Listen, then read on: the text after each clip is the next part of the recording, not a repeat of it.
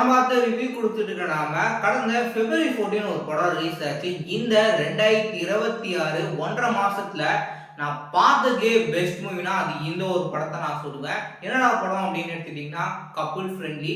சந்தோஷ் சோபின் நடித்து அஸ்வின் சந்திரசேகர் டைரக்ஷன்ல ரிலீஸ் ஆயிருக்குது. படத்துடைய கதையை பொறுத்த வரைக்கும் திருச்சியில இருக்கக்கூடிய படத்துடைய கதாநாயகன் வேலைக்கு போகாம ஒரு ஊர் சுத்திட்டு இருக்க போக அவரோட அப்பா திட்டாரு. இதனால கோச்சுக்கிட்டு சென்னையில பை டாக்ஸி மூலியமா காசு சம்பாதிச்சுட்டு அப்படியே அவரோட பேஷனையும் நோக்கி வந்து போயிட்டு இருக்கிறாரு. ஒரு பக்கம் ஒரு பேஷன் நோக்கி போக, மறுபக்கம் கதாநாயகியை பார்த்ததுக்கு அப்புறம் காதல வயப்பட்டு இவங்க ரெண்டு பேருக்கும் நடுவில் நடக்கக்கூடிய காதல் கதை தான் இந்த படத்துடைய என்டையர் ஸ்டோரி.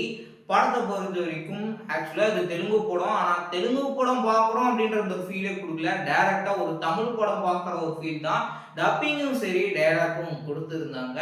படம் ஸ்டார்டிங்ல இருந்து எண்டிங் வரைக்கும் 2 மணி நேரம் எப்படி போச்சுன்னே தெரியல.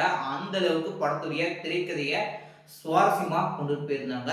படத்துல அவங்க லிவிங்ல இருக்கிறாங்க, அவங்க லவ் பண்றாங்க. பொதுவா லவ்வர்ஸ் அப்படின்னா என்ன மாதிரி அவங்களோட அந்த ஒரு ரிலேஷன்ஷிப் இருக்குமோ அதை தான் அந்த படத்துல கொடுத்துருக்காங்க. ஒரு யங்ஸ்டர்ஸாகவும் பிளஸ் வந்துட்டு எல்லாரும் ரசிக்கும் விதமா அந்த படத்துடைய திரைக்கதை வந்து வடிவமைச்சிருந்தாங்க. முக்கியமா ஒரு சில காட்சிகள் வந்து யங்ஸ்டர்ஸ் ரசிக்கும் விதமா தான் இருக்கும். ஸோ அது என்ன மாதிரியான காட்சிகள் அப்படின்னு சொல்லி நீங்க படத்தை பார்த்து தெரிஞ்சுக்கோங்க. யோகி பாபு இளவரசனு தமிழ் ஆக்டர்ஸ் ஒரு சில பேரும் அண்ட் தெலுங்கு ஆக்டர்ஸ் ஒரு சில பேரும் ஆக்ட் பண்ணியிருக்காங்க. ஒவ்வொருத்தவங்களும் தனக்குன்னு கொடுக்கப்பட்ட அந்த ஒரு கேரக்டரை நல்லா நீட்டா பெர்ஃபார்ம் பண்ணியிருந்தாங்க.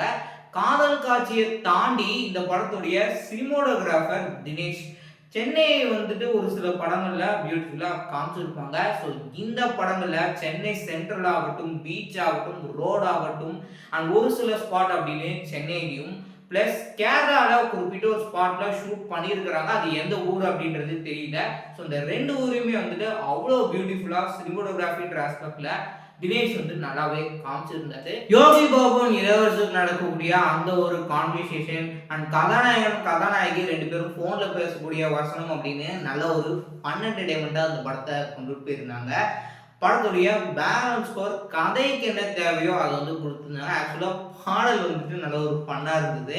யூஸ்வலாக நம்ம லவ் ஃபிலிம் அப்படின்னா ஒரு ரசிக்கும் விதமாக ஒரு சூப்பர் ஹிட் பாடல்களாக வந்துட்டு இருக்கும். பட் இந்த கதைக்கு தகுந்த மாதிரி பாடலை கொடுத்தது ஒரு ஃபன்னாக இருக்கும்.